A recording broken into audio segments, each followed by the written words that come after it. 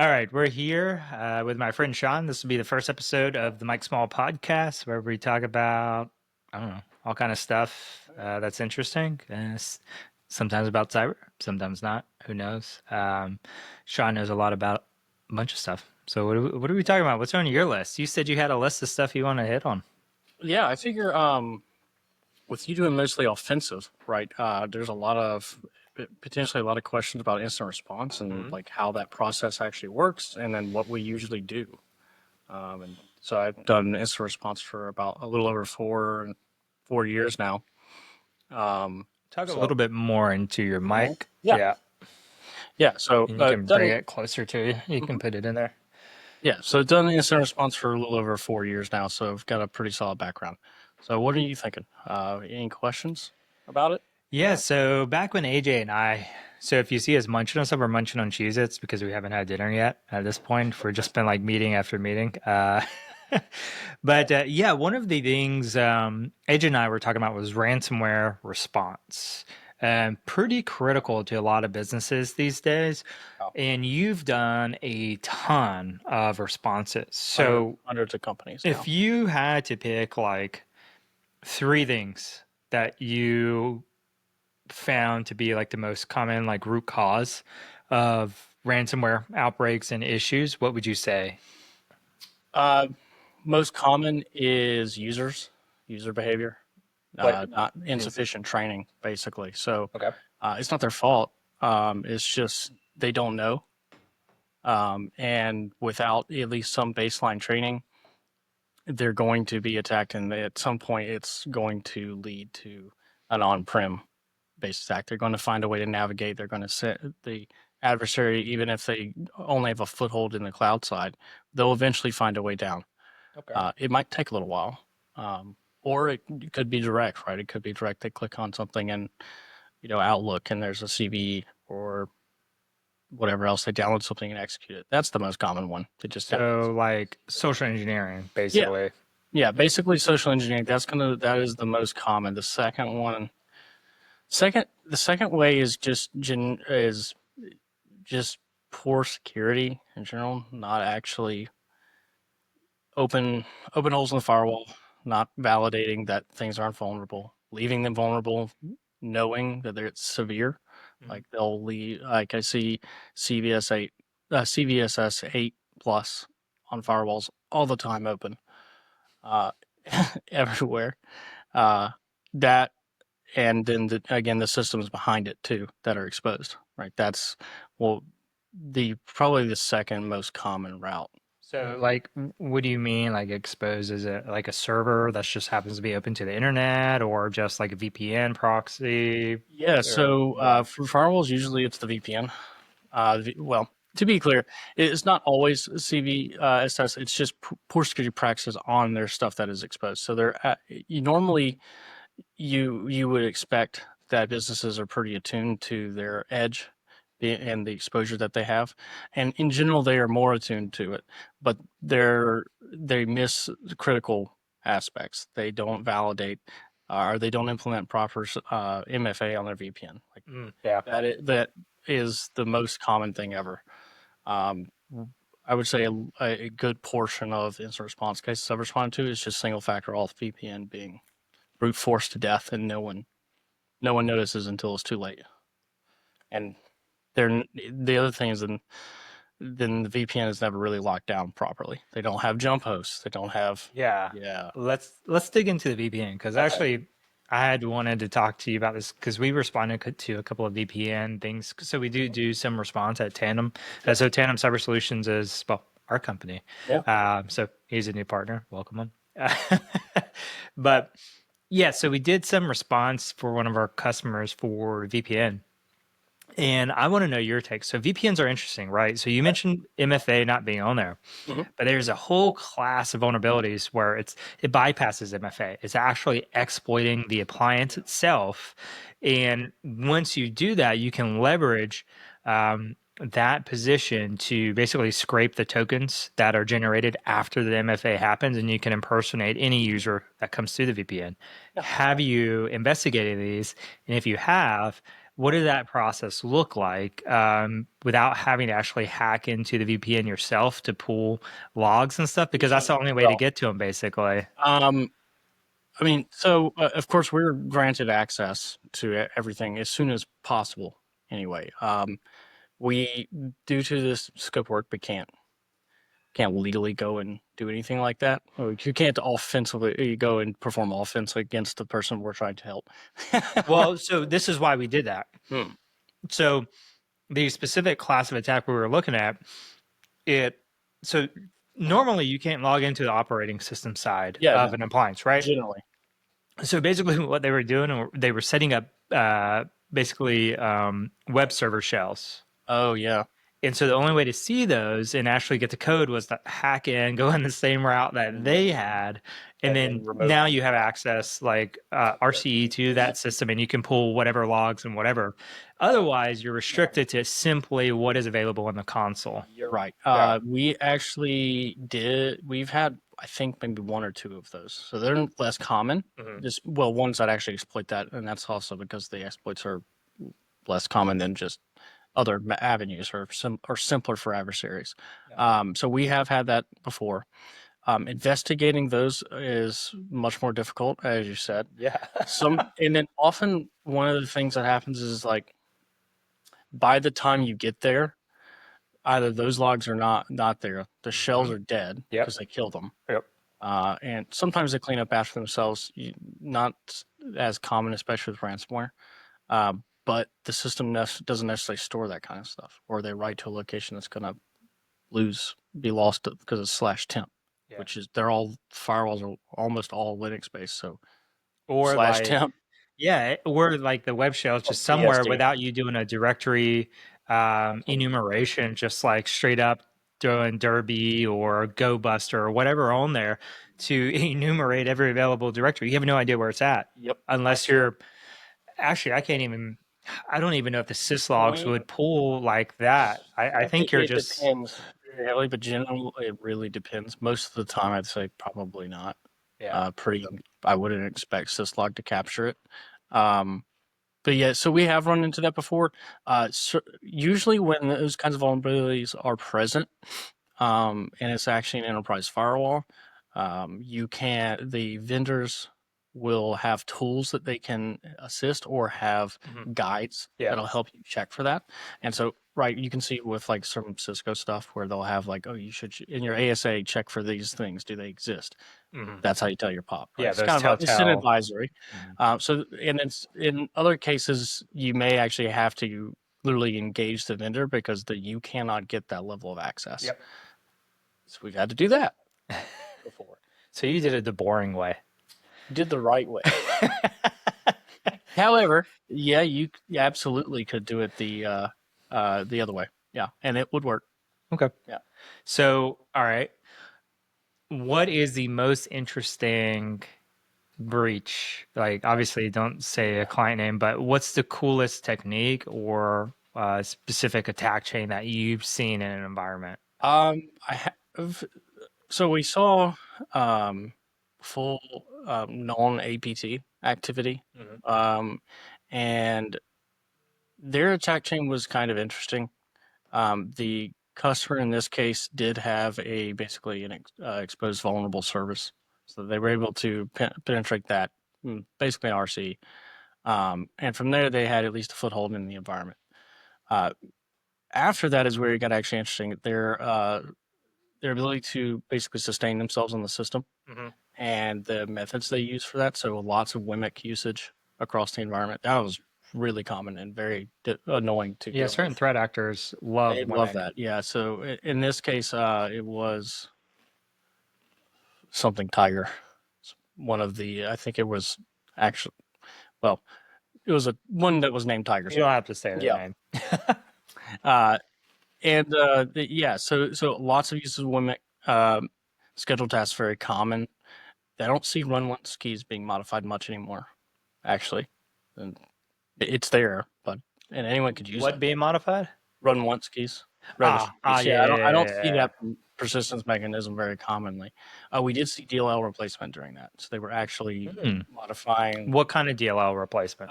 There was stuff Are in we talking about side loading, search order hijacking? search Yeah. and object. So we saw that. We did see it in certain actual program files directory. So once they had admin on the system, they would actually replace a DLL within an actual installed application location.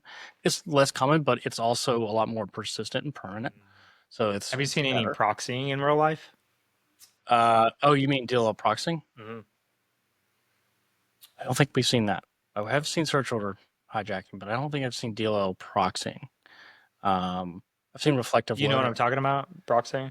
Uh, no, let's validate. Explain it. Yeah, so it is a variation of search order hijacking, but there's some cases like especially Windows DLLs that will break if you search order hijack them. Oh, I see. Okay. And so what you'll end up doing is that you'll take it, you'll execute whatever you're trying to execute in your DLL, but you'll proxy the actual function calls to the real DLL so that you don't. Well, it also helps so that you don't break anything. Right.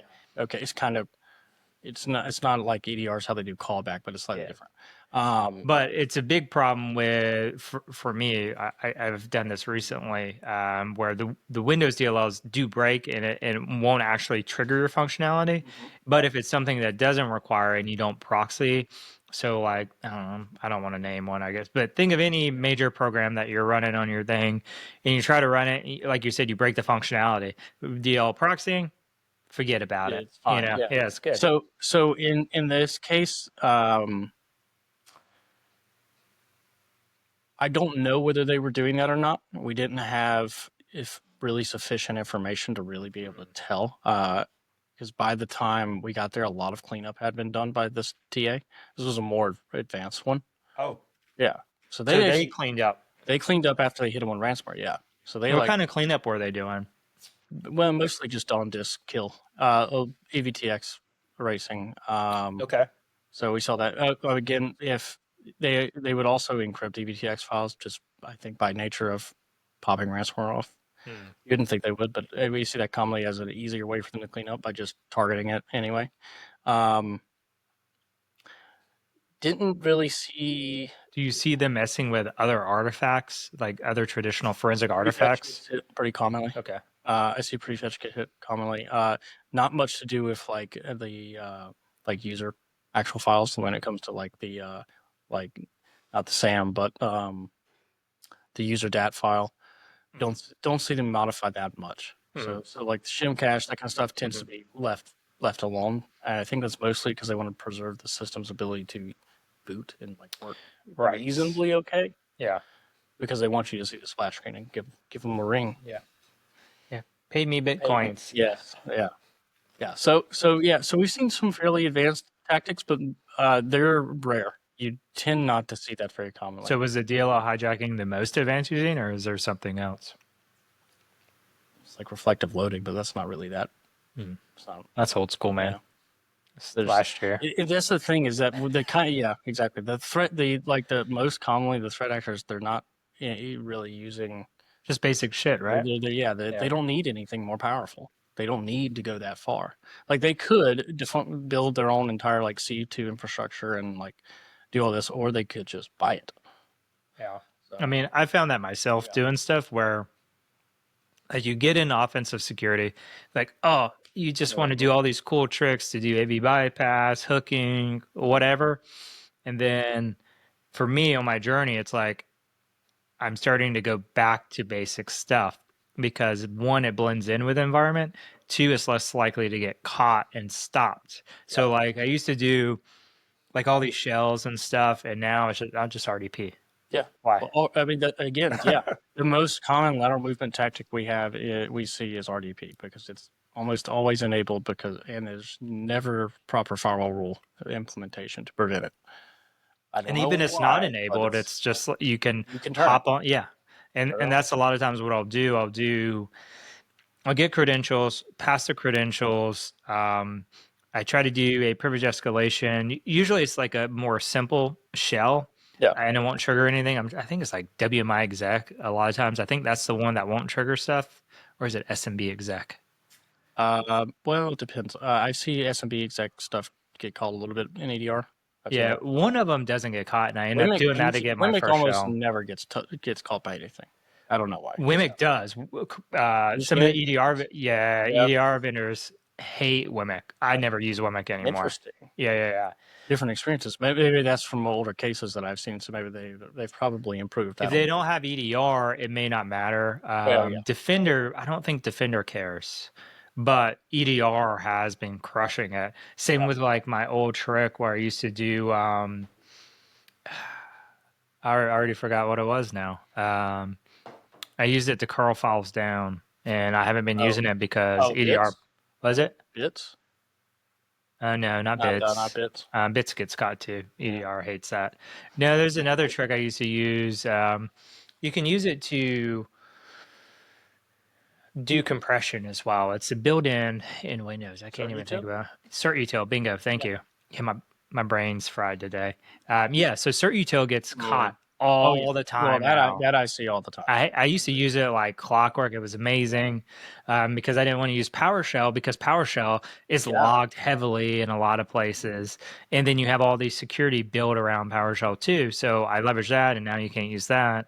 Yep. Um, What's the there's one I just had in my mind. Well, recently I don't know if it was I think it was the DLL that Microsoft put in uh, Windows Defender. Remember we were talking about that, how you could actually have it download malicious files.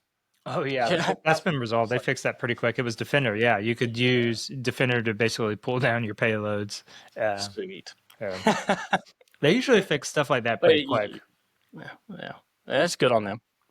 It Yeah. is good, and I hate it. And so people are like, "Oh, have you seen this new cool thing?" I was like, "No," because they're probably going to fix it. Oh, they're gonna fix that fast. Yeah, And that'll be like an emergency push, and it'll go yeah. out. My favorite thing they haven't fixed is like the print bug stuff. Oh, they will never touch They it. will never touch it. That code is so old, they don't want to touch it because it'll start to crumble. It's like instant Prevesc everywhere. Love it. Well, everyone leaves it on. Everyone leaves it on. I see it everywhere too. You can't use the you have to modify the POC to do it. Yep. But because those get instantly crushed. Yeah. But if you have any type of customization with it, works golden. We saw that a lot too. Really? Yeah. People use the print thing all the time. Okay.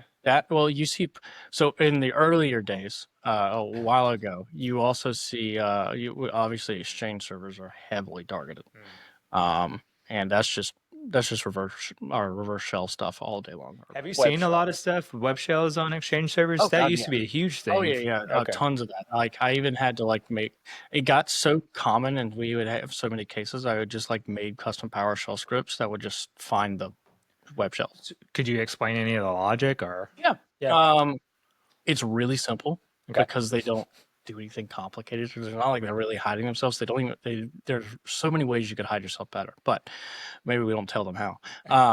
Essentially what you do is where if you want to like, share, and subscribe, feel free to. No, I'm kidding. So you're essentially looking for within the install folder for you can just pure recursive search and look for newest files of particular ASPX endings. There's others. You can choose others. They just use it. Like China Shopper and stuff like that people used to use. Yeah. Yep. And then you can just do that and then look for the latest files and then the latest ones that are changed and it just doesn't match the others. Oh, so you're looking at the timestamps to determine what's recent. And it works. Have you not found them doing like time stomping or anything to no? Nope. Oh, okay. Don't know why. Well, again, take into account, most of the time they're going for ransomware. They don't care about hiding. That's true. They're noisy. They have to encrypt as fast as possible. Yeah. It's the time to ransomware, right? That's the whole thing. Well, we were talking about that yesterday where you were like, yeah, they only encrypt the first, so many 1,000 kilobytes or whatever. Yeah. And so for those of you who don't know, when ransomware occurs, for the most part, I imagine there's a few variations out there that will encrypt the whole file. Depends. But traditionally, they do not. And the reason is because there's so many files on the system and it takes too long to do that. So they just basically do maybe like 4,000 kilobytes. I'm trying to remember what Lockbit did, but it's a few thousand, I think. It's like, usually it's about the first meg. Yeah. Most of them are. Lockbit doesn't. It's in the kilobytes. Kilobytes. Yeah. But they only do the first part and it's one, it speeds it up, but two, it's enough to corrupt the file so that you can't just recover it. And so you have to go through some steps to do it. It is possible. It's not like Yep. it's not forensically recoverable, a majority of it. People Mhm. just don't do it. Yeah, no, there are definitely ways to, with of course, without paying, actually restore those because depending on the type of file, it may have headers and things, or it may actually intentionally have, depending on what type of file it is and who is making it and what the file is for, may intentionally have stuff at the front to actually kind of give it a buffer. Mhm. And in other cases, they just have a really large header because they do. And then you can replace it with a known good sample and it will just work.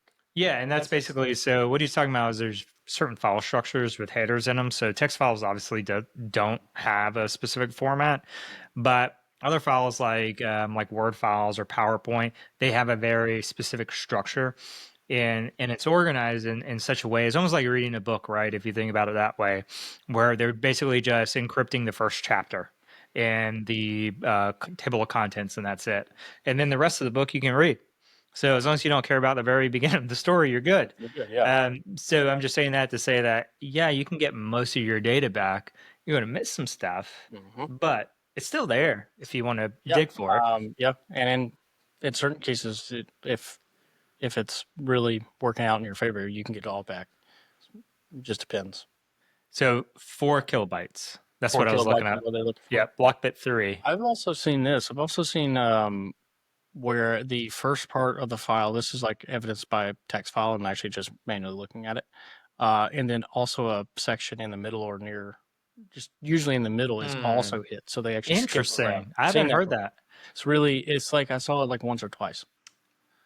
I thought it was Okay. weird, That but is, I mean, it's so smart. in that particular instance, when I saw it was on a VMX file. Are you familiar with what that Hmm? is? Yeah. So I guess I am, but the listeners may not yeah. be, so For feel free those to explain. for those that don't know, on VMware ESXi hypervisors now owned by Broadcom, um, the basically the virtual machine folder structure and the files within it are pretty straightforward.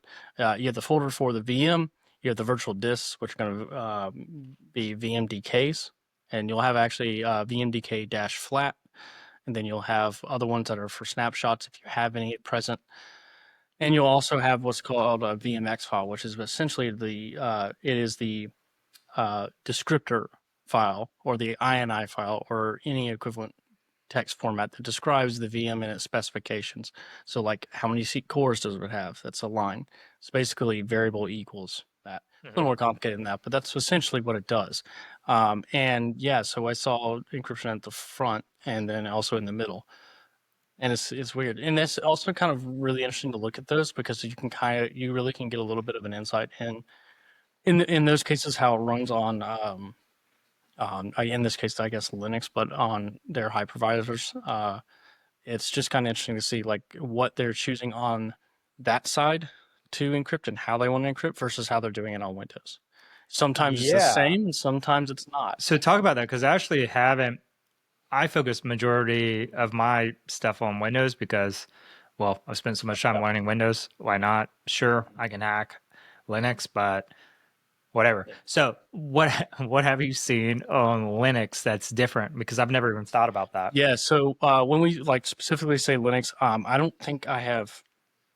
I think I may have seen ransomware actually, actual ransomware or encryption affect a normal Linux host. We'll say normal Linux server operating system. So Ubuntu server, Red Hat is really rare that Yeah. they actually affect it because it's just not a high value target generally. Low Sometimes it percentile. is. Exactly. Yeah. Yeah. Maybe if So they start writing in Go, yeah, well, they have it just, cross-platform mhm. compatibility. I mean, yeah. Pro I can tip number actually. 2 for our ransomware people.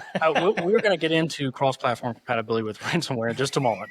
Um, so there's so like along with that you have primarily you will see anything to do with like not Windows operating system. They're just targeting hypervisors. Mhm. Yeah, so again, ESXi, Nutanix, of course Windows, but Hyper-V, but that's already Windows, so Yeah. cheating. And then I don't know. So what are they targeting? Are they encrypting, like you talk about, like the actual VM files themselves and trying to just lock Yeah, all that up? they target the VM files, so they'll actually find the data stores on disk, which are going to be in slash vmfs slash volumes slash data store name. There's like symlinked, and there's also folders that go directly to them, so it's all in there, and it's mapped to another location on disk. That's interesting. Yeah. I So mean, it is. You get more bang for your buck if you do that. Especially if especially if they're encrypted uh, yeah, systems, because then you don't have to worry about doing piecemealing like you would traditionally. Like if I encrypted my laptop, yep, I got to go through all the files. But if it's a VM server, an it's ESXi server, then yeah, I just hit each one of the big files and corrupt them. And if they're encrypted, they're in even more trouble. yeah, If they're not encrypted, you could stand a chance. You'll lose a few things. You just have to repair the file there, structure itself. yeah, there are you, VMDKs are pretty tricky when it comes to trying to find a way to repair them or anything like that. They just, or at least on ESXi, is primarily what we see targeted. Is there not like a standardized format, like say, Oh, like it a is. yeah, It yeah, is yeah. It's standardized, just a pain. but it's just that like once that thing gets hit and something's not right, it's not gonna it's not playing. It will not do it. But in terms of like repairing, like I mean, if it's actually encrypted, you won't repair it. You really can't. In certain cases, you can extract data from it, right. right? Because it only encrypts certain parts.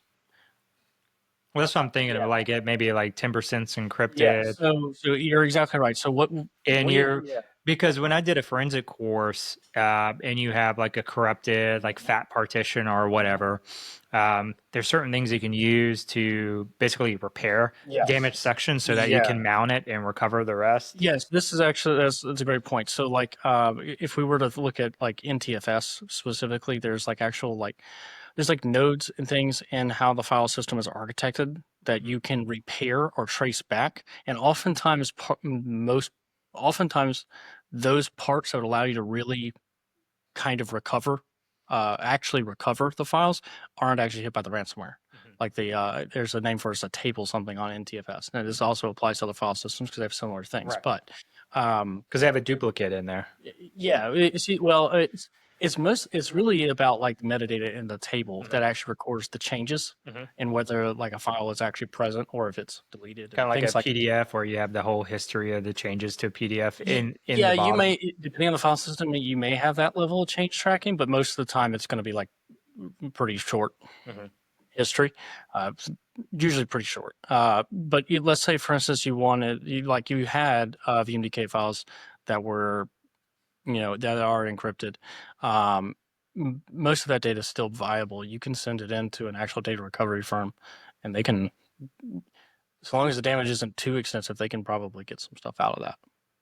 And they actually have multiple methods for doing that, which is interesting. So they can try to repair the file system enough to pull information off, or they can go more of a brute force method and try to actually like basically do a lot more of like actually trying to detect files by looking at Data bits. carving, Yes. essentially. Yeah, basically carving. Yeah. But again, they're having to do it a little bit more fancy because they don't have really any indicators of where something begins and ends. So they have to really try. And so over time they can do it. It just takes a while. Interesting. Yeah. So we had a case recently where I asked you for some advice. So with the new style, like the solid state drives, have you run into any big differences between that and like the old spinning disk drives? Mhm. Are they difficult? Are they about the same? The only really difficult part is in having something that you can interface with it without causing damage if you're going to try to make a clone or something. Functionally, when you're using them, it is not an issue. However, there may be certain trim wouldn't affect it. I'm not sure if you're familiar with that, but it's basically how SSDs do wear leveling, so that Oh yeah. one flash cell or flash NAND chip doesn't get worn out faster than the others. Yeah, so it's meant to wear your tires evenly. It's the Yep. easiest way to say, Yeah. Um, that won't should it will that would not make any real difference to the data because that's just the controller shuffling things around and preparing the NAND for getting rewritten. So no, yeah, that's pretty much the same. Now, if you had to do like actual data recovery on it, like some part like a controller died or you're trying to pull data off the flash NAND, yeah, that you have to pay someone to do that. That's going to be tough. That's what even tougher, maybe tougher than recovery on a hard drive, actual hard drive. I don't know. Depends. Okay. Yeah, kind of depends because it can get complicated depending on the controllers and the NAND flash packages and piecing all that back together can be pretty tough. I'm sure. Yeah. Out of my skill set.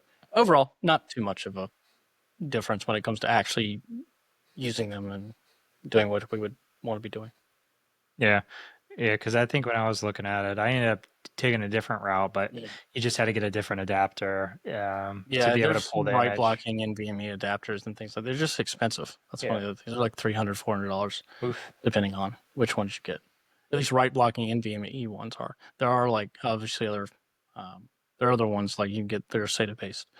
It's the key type of the M.2 drive. Okay.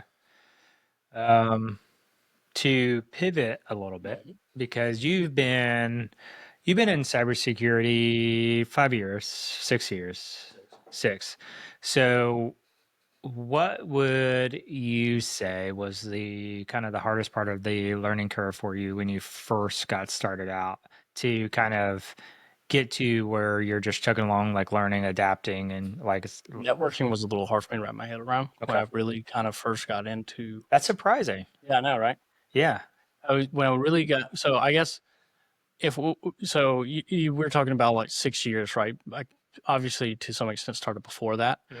I was like younger when I started, Yeah, you and were so doing like just general like tech stuff for yeah. yeah, running like storage server at the house, right? That kind of thing. But networking was a little tough for me to wrap my head around, and a lot of it I think is just it's kind of like the calculus problem, right? Where people have a hard time with calculus and then it just clicks. Mhm. I don't know what it is, but that's how it worked for me I too. didn't have a hard problem with it, but That's I nice. don't know what it Thanks. means. Algebra I did. Calculus was Oh, I easy. thought you were the networking thing. I thought you were Uh, kidding me. no, networking was so Network Plus was my first certification I took, Mm. and yeah, I hated it. It was Yeah. difficult to understand. Well, so And take spoiler, yeah. I still hate networking.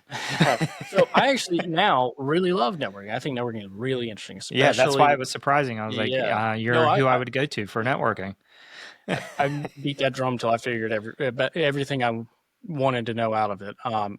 So a lot of it has to do with like it's when you're like first starting and trying to learn this and deal with network address translation, how that functions for all. There's like there are guides and stuff and they explain it, but like actually understanding it and what it means is a little tougher. Yeah. Once you finally do get it and how that actually works, it's or at least for like those first little bits, and then the rest starts to fall into place real fast.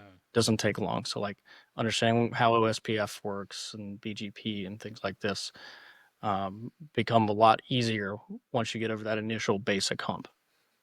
Essentially, at least that's what I've found. Yeah. Yeah, I don't know. I don't know. I don't know if I agree, but no, I I mean let's add to this though. Just because you understand it doesn't mean you use it correctly. I mean, what that's was it? fair. There was a company that had to take an axe to their data center because they messed up a BGP route. You remember who that was? We don't have to say, but I don't remember that. well, it's okay. But they it doesn't matter. It's meta. It doesn't Yeah. matter. Yeah, I mean networking is just especially when you get to these large enterprises, it doesn't take much to Yeah. screw up stuff. And like another example, and to be clear, the recovery time on this and figuring out what the issue was and actually resolving it, it was immaculate. Like Cloudflare had a particular issue. They basically updated Yeah, something, Cloudflare and has issues every once in a while too. Yeah. they basically updated one thing and it was starting to basically drop stuff, or oh, it was just drop or overload a part of their CDN, and I mean they restored it and figured it out really fast, but that's also like what 50-75% of the internet's backed by Cloudflare. It's not that much, but it's a ton of it. I've So had it a just brings down everything. yeah, and then you have I don't I'm not a networking expert, so don't look at me. Um, but I had a client and I forget how it is, how they have it set up, but there's multiple, I guess, IP addresses for a particular host because it replicates it. And I don't remember Mm, what it was, and they had me scanning it for a vulnerability scan. and I basically DOSed their network because of how it amplified the number Oh, of packets that were yeah, going against a single device. yeah, And they were like, "Oh, you're taking down all of our web servers." I'm yeah. like, There "What?" are ways to do. It's actually common. You see packet amplification attacks really Mhm. commonly Yep. for DDoS Yep. specifically. Very very commonly used. A There's a server software that I know of in the past that has actually had this, but it was public, so it could be used for reflective. Again, similar affair. They fixed it really fast. Not the end of the world. It's not good, but it's not the end of the world. Basically, UDP packet amplification is like what I think in that instance it was replicating it like not just like 1 to 2. It was like 1 to 4 or 5, sometimes maybe even 8, Yeah. which is a lot of packets. It starts to add real fast. Yeah. So Some of them get even worse than that. But So they had multiple IPs on one host, and somehow that caused amplification. took down their web servers. That's weird. Yeah, and I was like, well, we'll just give you one IP because they had multiple subnets and each of them had multiple IPs. And Subnet, so they could still access it in a yeah, I really don't understand why or interesting, strange way. yeah, I was like, I don't whatever. know. But all right, man. So let's go ahead and wrap this up here so we can get Yep. some dinner. I'm gonna just go ahead and throw a plug in. So I will be doing streaming 1 to 2 times a week. We're about to stream in a second. We'll be putting a PC together. So this is my hardware guy, if I had to pick one, and he helped me choose stuff for this build. So we'll be streaming on Twitch. So if you're in the Discord channel, if you're in the Sales Academy at Tandem, you got that information. We'll see you there, and it's going to be recorded. So we'll put that up as well, and we'll keep this conversation going as we're building the PC as well. But we'll go ahead. This is a good stopping point here. Great conversation, and we'll fill our bellies and then build a PC. Back to it. So thanks for joining. If you're watching this, this is the first time. We look forward to chatting. I'll keep bringing Sean on for more information. But we'll see y'all around. Bye, all.